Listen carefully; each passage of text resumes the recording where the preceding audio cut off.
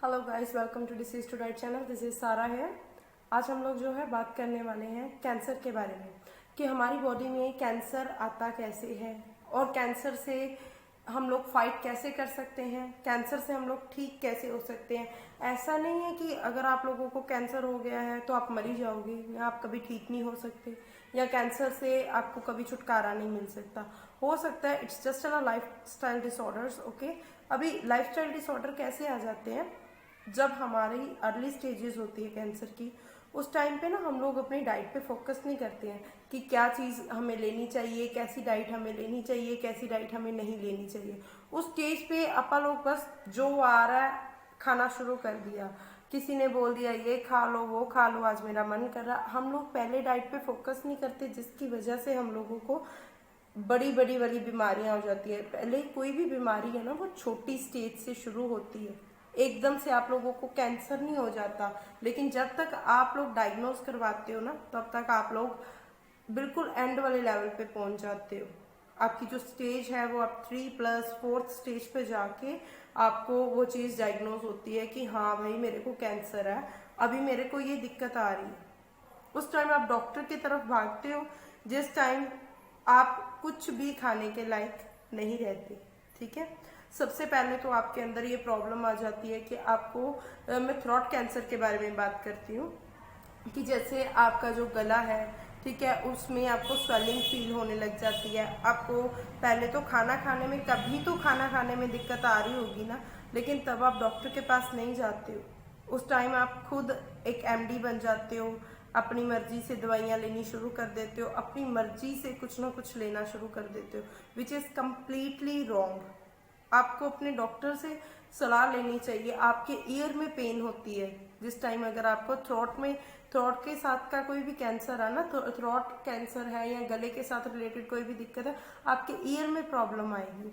आपको बार बार ऐसा स्पिट आएगा, ठीक है, अंदर से कफ कंजक्शन जो होता है, बलगम जिसे बोलते हैं, ठीक है, आपको वो आना शुरू हो जाता है। समटाइम किसी लोगों के जो अंदर से कफ आता है आपका वाया स्पिट, उसमें आप लोगों को ब्लड भी दिखता है, लेकिन आप लोग उसे ज़्यादा गहराई से या फिर ज़्यादा सीरियसली नहीं लेते हो।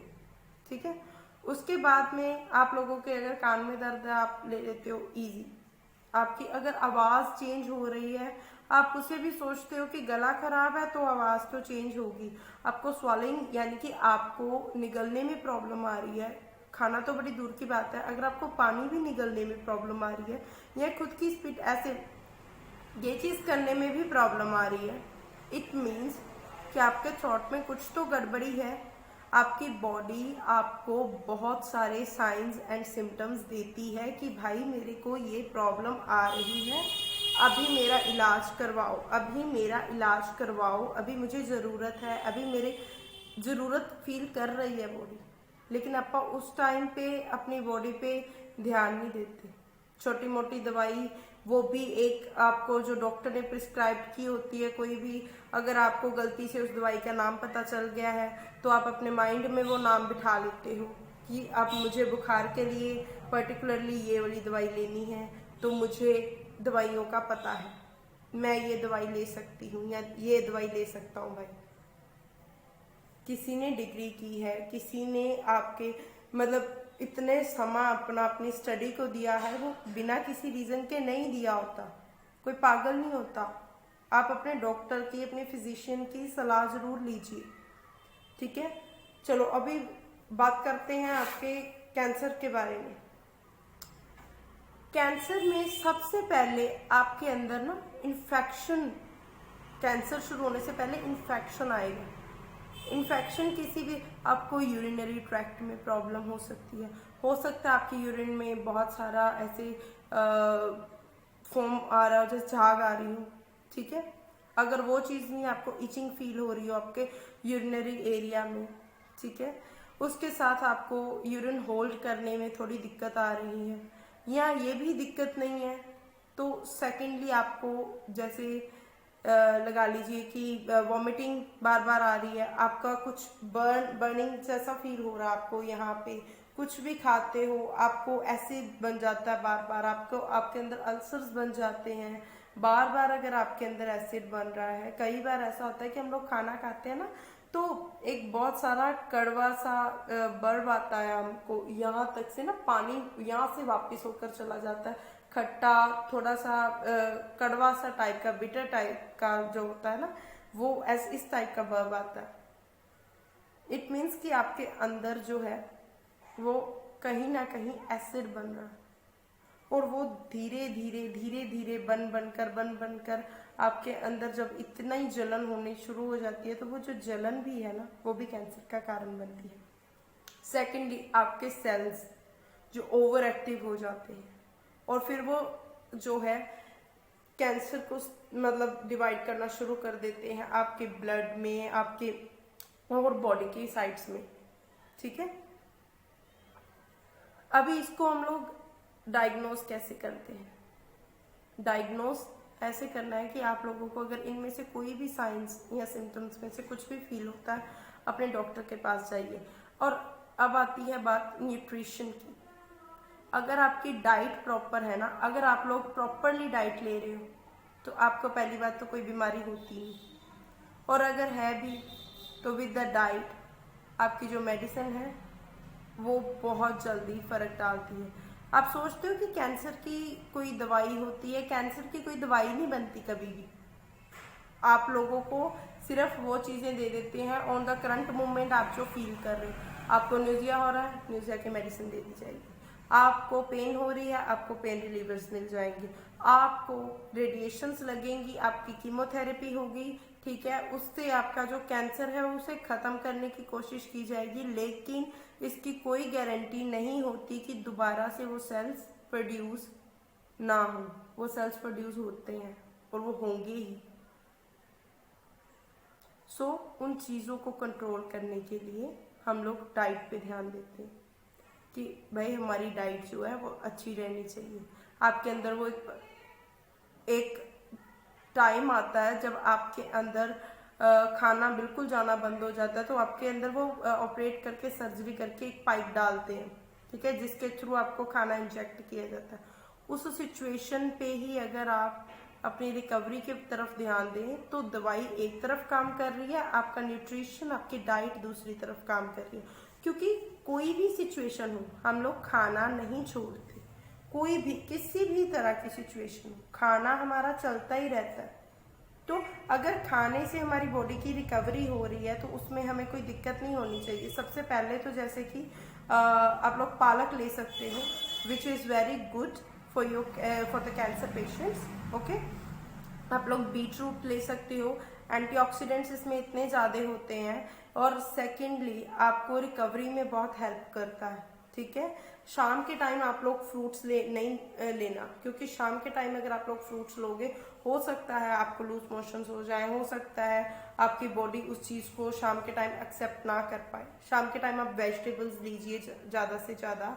जैसे कि आप लोग वन वीक का अपना एक डाइट प्लान बनाइए। 1 वीक आप लोग जो लिक्विड डाइट पे होते हो, ठीक है, आप लोग ऑरेंज ले सकते हो, मौसम्बी ले सकते हो, सिट्रस फ्रूट आप जैसे ऑरेंज मौसम्बी हो गया, ऐसा कुछ ना कुछ, माल्टा ले सकते हो, but in the morning time, okay.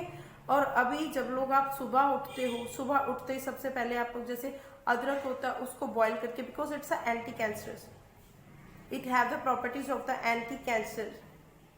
सो इसके अंदर एंटी कैंसर प्रॉपर्टीज हैं। उस चीज़ को आप अदरक को उबालिए, अदरक को उबाल के मॉर्निंग टाइम में अपने एज अ मॉर्निंग ड्रिंक ले लीजिए, ठीक है।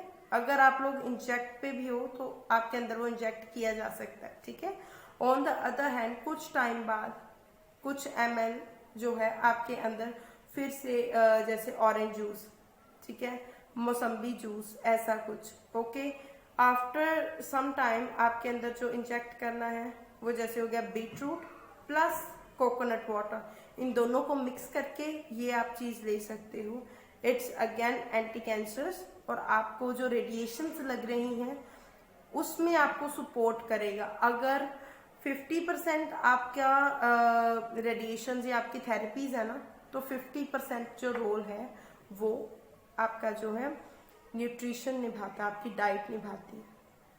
आप दवाई ले रहे हो, लेकिन दवाई भी तभी असर करती है अगर हमारी बॉडी उस चीज को सहने के लिए तैयार हो। अगर आप लोगों की बॉडी सहने के लिए तैयार नहीं है, आपको कैसे फर्क पड़ेगा जल्दी, आप कैसे रिकवर कर पाओगे। यू नो कि रेडिएशन से कितने ज्यादा हार्मफुल इफेक्ट आते हैं। You know because of radiation आप लोगों की जो टंग है वो भी ब्लैक होनी शुरू हो जाती है। इवन दो आप लोग अपनी टंग से ही एस्टिमेट लगा सकते हो कि कैंसर वाले पेशेंट की टंग या तो ग्रीन होगी। ग्रीन में क्या होगा कि उस सिचुएशन में आपके अंदर इन्फेक्शन स्टिल है। सो उस इन्फेक्शन को खत्म करने के लिए हम लोग अपनी डाइट की तरफ ध्यान देते हैं। दवाई तो जो आपकी रेडिएशंस की थेरेपी है या कीमोथेरेपी वगैरह चल रही है, तो हर एक थेरेपी को हमारी बॉडी झेलने के लिए रेडी रहे, उसके लिए न्यूट्रिशन के ऊपर ध्यान देना बहुत ज़रूरी है। आप लोग पालक ले सकते हो रात के टाइम पे, जैसे पालक का सूप हो गया, उसे बनाकर वो ले लिया, ठीक है। आप लोग अनियन ऐड कर सकते हो अपने सूप में, बिकॉज अनियन में भी अगेन एंटी कैंसरस प्रॉपर्टीज होती हैं, ठीक है। आप लोग आंवला ले सकते हो, which is very good for the stamina. On the other hand side अगर आप ककम्बर लीजिए, खीरा लीजिए, उसका जूस जो होता है खीरे का, वो चीज़ आप लीजिए, which is very helpful to give you the soothing effect because of the radiations or because of the therapies। आपकी बॉडी जो है उस चीज़ को झेल नहीं पाती, ठीक है। और नेक्स्टली अगर आप अपने सूप्स में थोड़ी सी हींग ऐड कर देते हो, विच इज जस्ट लाइक आप लोगों का कह लीजिए एक बोनस पॉइंट हो जाता है, ठीक है, जिससे आपकी बॉडी को हेल्प जरूर मिलती है। कोशिश कीजिए अपने न्यूट्रिशन की तरफ ध्यान दीजिए कि आपकी जो बॉडी है उस न्यूट्रिशन से रिकवर कर पाए अपने आप को। और ऐसा मत सोचिए एट द एंड, मैं इस टॉपिक का एंड करते हुए, क्योंकि ये टॉपिक बहुत लंबा है, मुझे लगता है कि अगर मैं प्रॉपरली 1-1.5 घंटा भी लूँ तो भी ये टॉपिक जो है प्रॉपरली ख़त्म नहीं हो पाएगा। रीज़न क्या है कि बहुत छोटी छोटी बातें होती है जो आप लोगों को बतानी होती है, लेकिन इसको मैं कट शॉर्ट करके एक चीज़ बता देती हूँ। अपने एक्सपेरिमेंट अपनी बॉडी पे कभी मत करना आपके फिजिशियन से पूछे बिना, क्योंकि आप लोग जब अपने ही एक्सपेरिमेंट करना शुरू कर देते हो कि चलो मैंने इस स्टेज में, जैसे कुछ लोग कॉर्न वगैरह लेना शुरू कर देते हैं, अगर वो भी नहीं लेना, अपनी मर्जी से कुछ भी लेना शुरू कर देते हो ना, आपका एक्सपेरिमेंट किसी की लाइफ के साथ खिलवाड़ कर सकता है। So please don't play with the other people's life, okay. किसी और बंदे की जिंदगी के साथ आप मत खेलिए। अगर आप लोगों को प्रॉपर नॉलेज नहीं है तो उस चीज को मत छेड़िए। अपनी बेफजूल में किसी भी तरह की राय किसी को भी मत दीजिए, okay. On the other hand, at the last, आपकी डाइट बहुत ज्यादा मायने रखती है आपकी बॉडी को ठीक करने के लिए। अगर आपकी डाइट ठीक नहीं है, आपका रेडिएशंस, आपका थेरेपीज करवाने का कोई फायदा नहीं है। वो आप करवाइए, कुछ टाइम के बाद आप भी जल्दी ही टाटा बाय बाय बोल देंगे। अगर आप लोगों की डाइट अच्छी है, अगर आप लोगों का न्यूट्रिशन अच्छा है, अगर आप लोगों ठीक ढंग से सब कुछ ले रहे हो, तो रिकवरी ऐसे होनी है, बहुत फास्ट, ओके। सो उस रिकवरी की तरफ फोकस दीजिए, सोचिए समझिए बात को, और इसे अकेले बैठकर ना खुद सोचना कि हम नॉर्मल पीपल को खाना डाइजेस्ट करने में बहुत टाइम लगता है। अगर आप किसी की भी सलाह से कुछ भी लेना देना शुरू कर दोगे तो वो जो बंदा, जो पेशेंट है, कैंसर वाला पेशेंट है, उसको वो चीज़ पचाने में कितनी दिक्कत होगी। अगर आप अपनी मर्जी से अभी रात को उन्हें फ्रूट का ऐसे कुछ जूसेस दे रहे हो, कुछ भी दे रहे हो, तो रात में अगर उनको लूज मोशन हो गया तो आप क्या करोगे। वो बंदे को पहले ही पाइप लगी है, आप पाइप के जरिए उसे इंजेक्ट कर रहे हो। इंजेक्ट वाली सिचुएशन में वो क्या अपने आप को हैंडल कर पाएगा। या आपने फिर किसी से बिना सलाह मशवरा लिए अपनी मर्जी से खुद गूगल ऐसे सर्च कर करके वो बंदे को आपने देना शुरू कर दिया कोई भी डाइट अपनी मर्जी से, तो उस वजह से कॉन्स्टिपेशन होना शुरू हो जाएगा, ठीक है। तो जो कॉन्स्टिपेशन होगा वो भी आपको दिक्कत देगा, ठीक है। सो प्ले मत कीजिए।